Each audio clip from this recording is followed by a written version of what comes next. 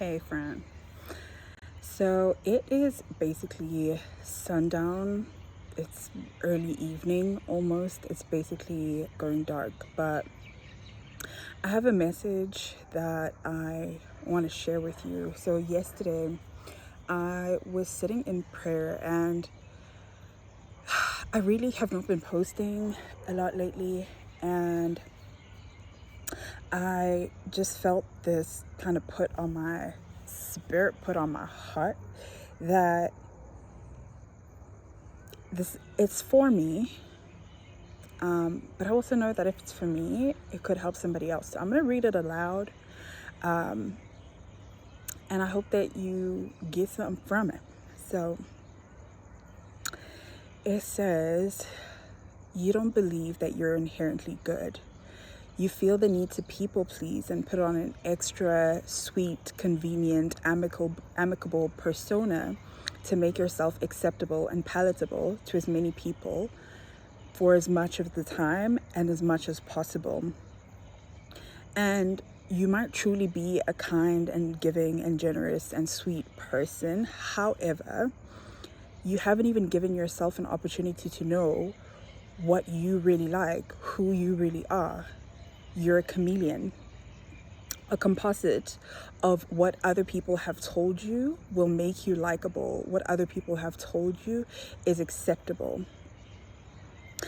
But truly, the rest of the world, your life, your potential requires your honesty and your authenticity in order for you to become the fullest expression of yourself.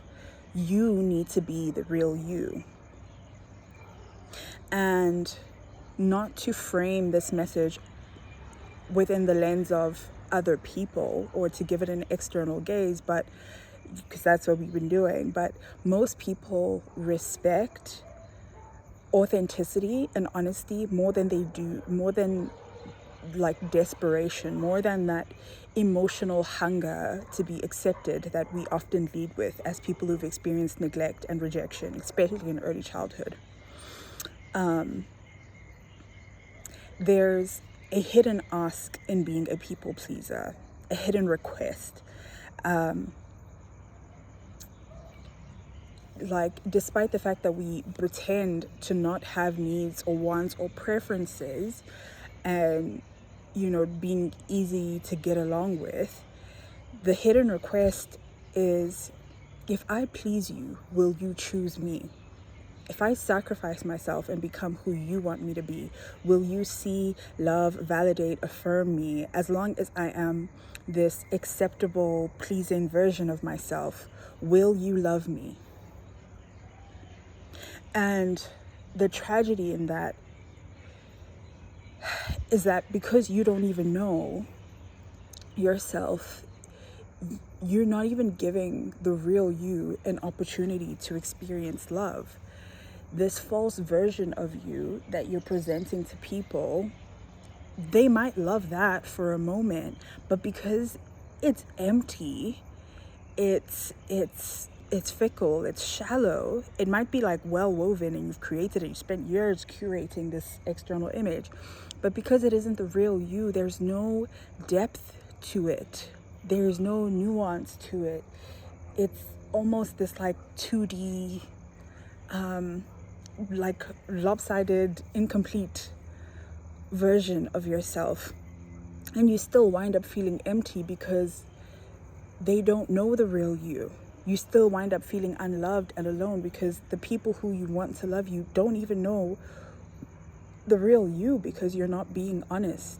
And there are people who want to love you, but that facade that you're putting on, I'm going off script, and I might, because I'm going off script, I might repeat certain things. Just bear with me.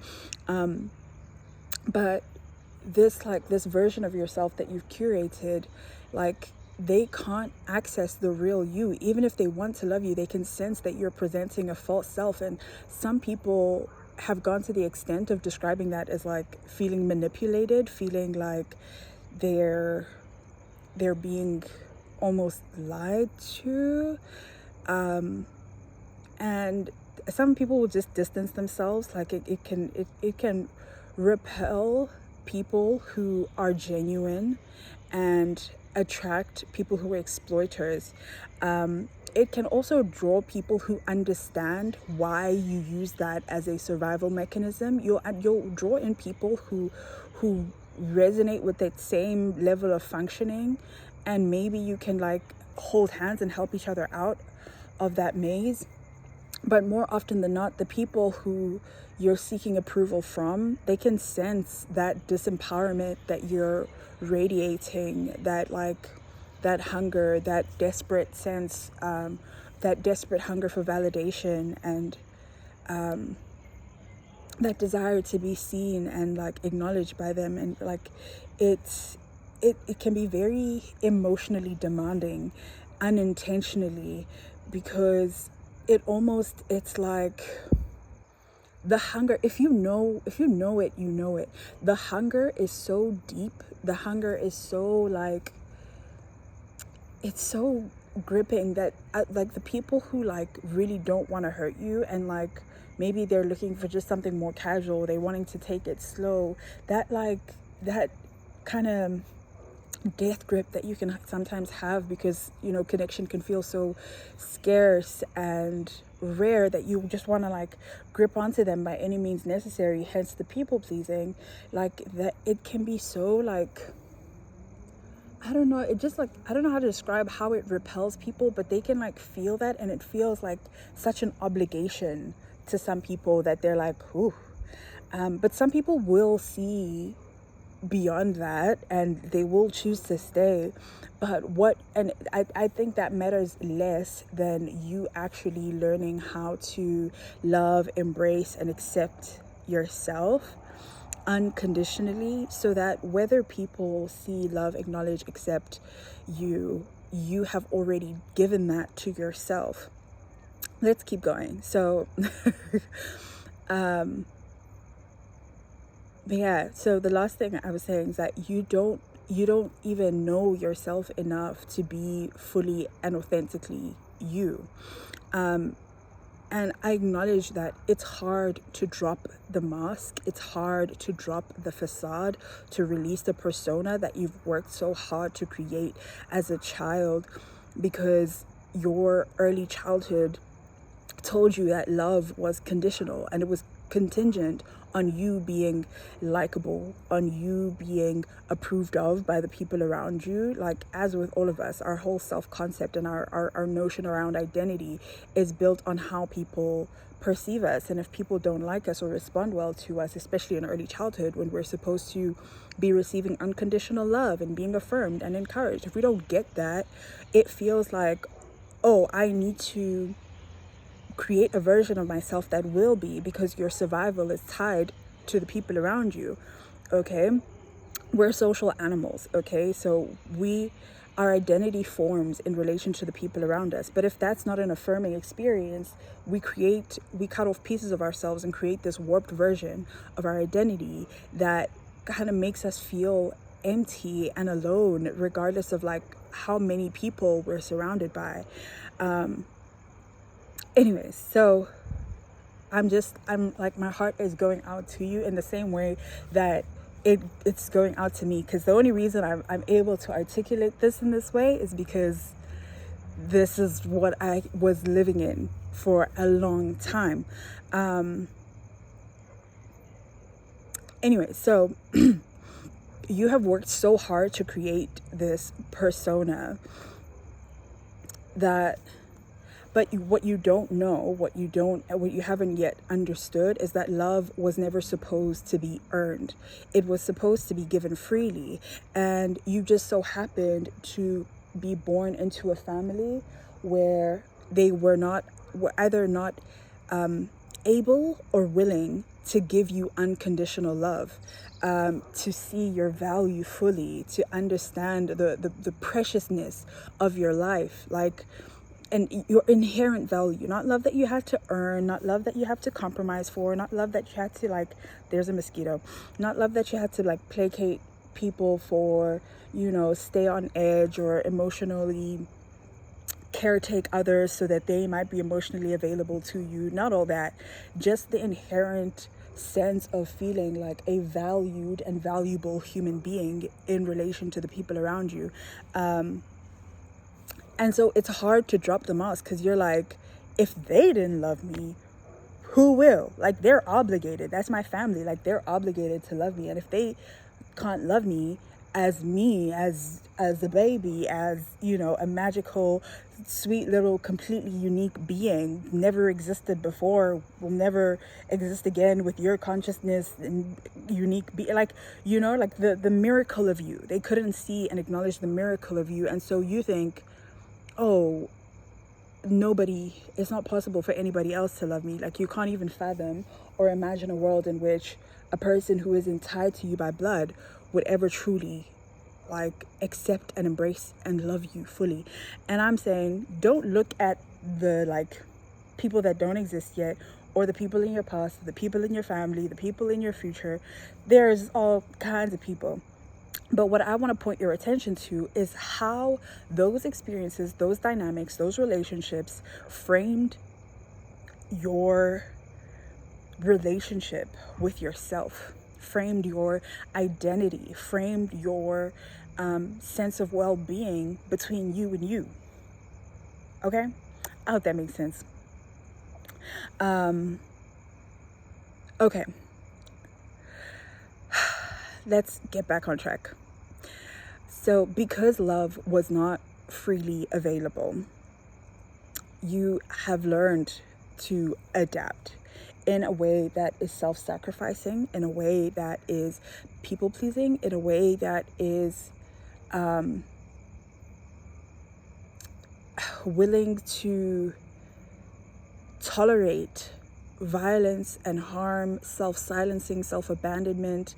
You're willing to tolerate other people mistreating you, even in subtle, small ways, and sometimes in really big and significant ways, because you don't understand your own value. You don't even love yourself or see yourself as worthy of dignity and respect. And so, oh man, my heart goes out to us. If you've gotten this far in this video and you're like, oh my God, this is me, like, you deserved so much better than what you got. And I'm so sorry. I'm so sorry that the people around you didn't value you.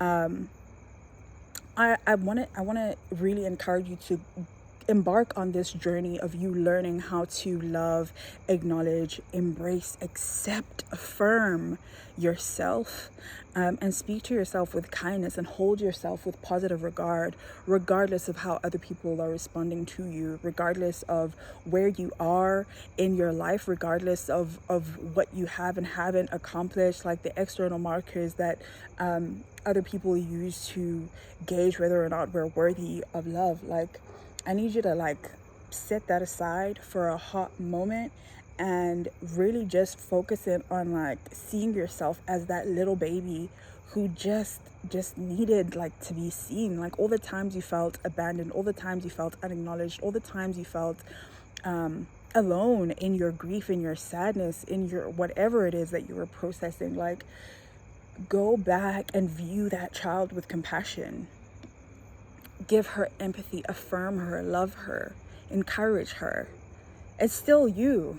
It's still you. It's just now you're in a bigger body and you think you shouldn't have the feelings that you feel. You think you should suppress them. You're still blaming yourself or shaming yourself or criticizing yourself for not being this like put together, evolved being who's figured everything out. I don't know if you're like me, because that's the cycle that I went through. I thought I could blossom and bloom into this like beautiful, confident, wonderful, lovely human being, and in a lot of ways, like externally I did, but I always had this like deep grief and this deep sense of like being rejected, being ashamed, being abandoned, being alone. And so it never fully let me like really acknowledge and accept the wonderfulness, the miracle that I am, which like, hey, the journey has been long, but we've come very far. Let's continue. So I want you to realize, firstly, that there is a lot of grief and confusion in the process of healing.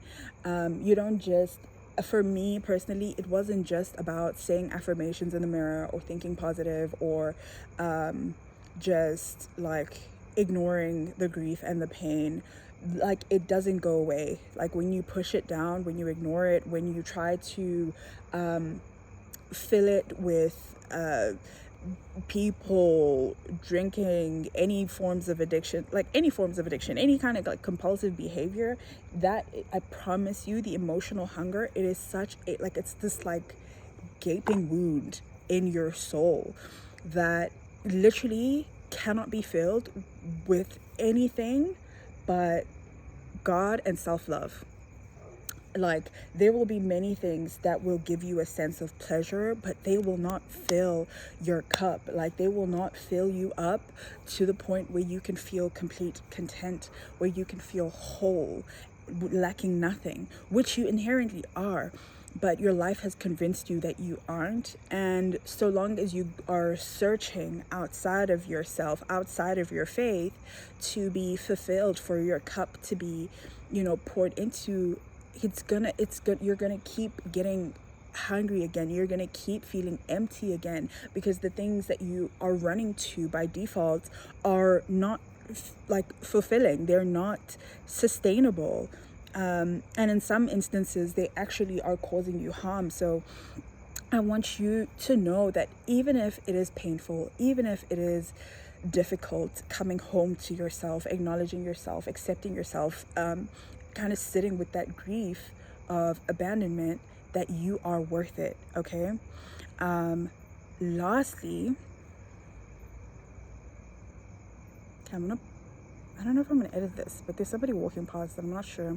Okay, anyways, so then lastly, I want you to know that you can create a safe space to exist within yourself, and you're able to feel wholly and fully loved and appreciated and validated and accepted and respected, especially in terms of like how you speak to yourself.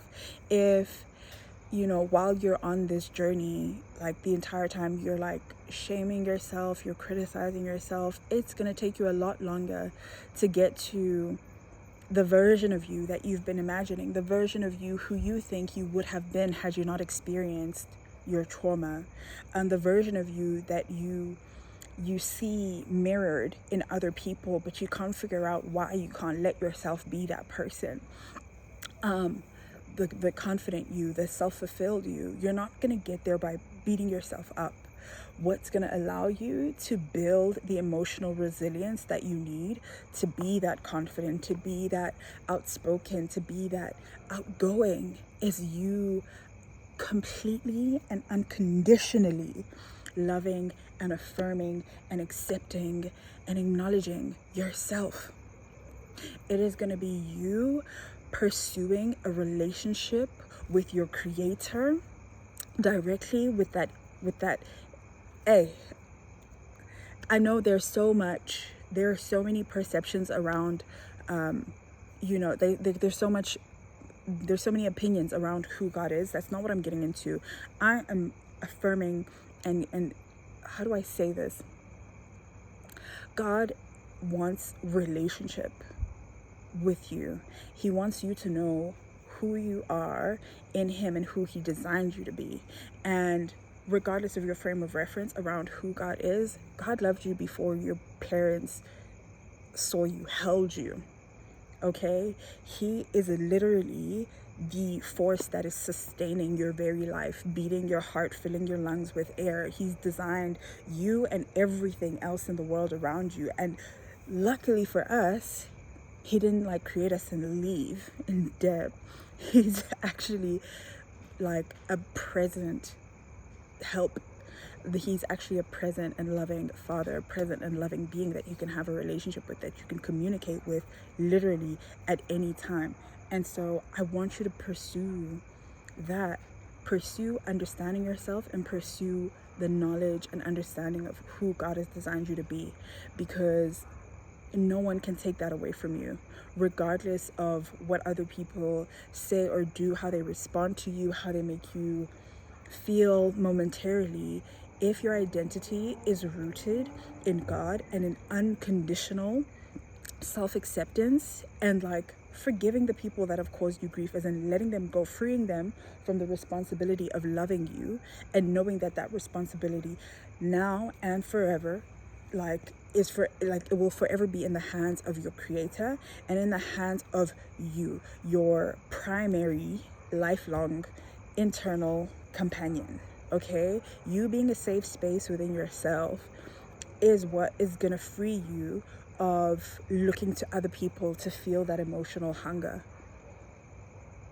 I really hope that made sense, and I hope that you take that with you, like put that in your bag of tools. You know, I know a lot of us have been if you're on social media and you're resonating with things like this, we've been on this healing journey, we've been on this emotional processing journey, and it sometimes it's a mixed bag. Sometimes, you know, we actually are able to apply and use the things that we learn, and some of them just kind of like get piled into the like save for later when I have more emotional capacity.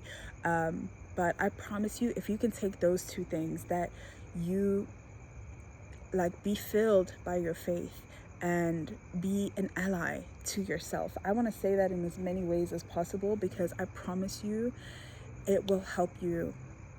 I promise you, you will get a lot from that, knowing how to speak to yourself with kindness and respect. Your relationship with you is the longest relationship you're gonna have outside of a relationship with God. Like, bro.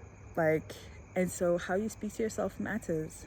How you treat yourself matters.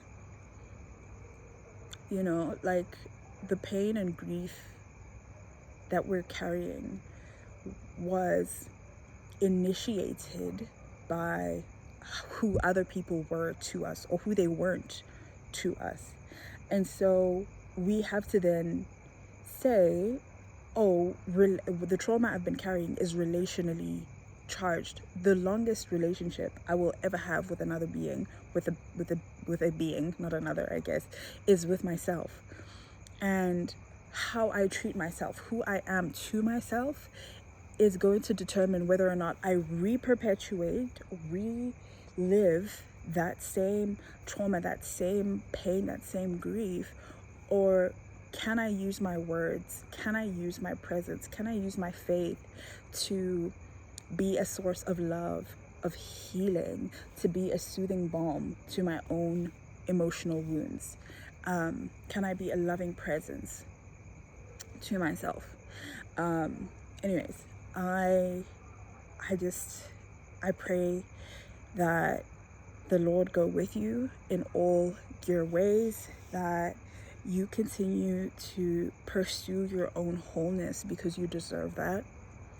Okay, you deserve that. You deserve to feel loved. You deserve to feel validated. You deserve to be the fullest expression of yourself and to acknowledge the miracle of you, even if other people don't. Okay, I will see you in the next video. Please feel free to like if you like, share if you know somebody who needs to hear this, and follow for more. I will absolutely be posting more videos, but there's plenty already, so go back and watch some of those. Maybe you'll get something from those too. I'm sending you so much love. Bye.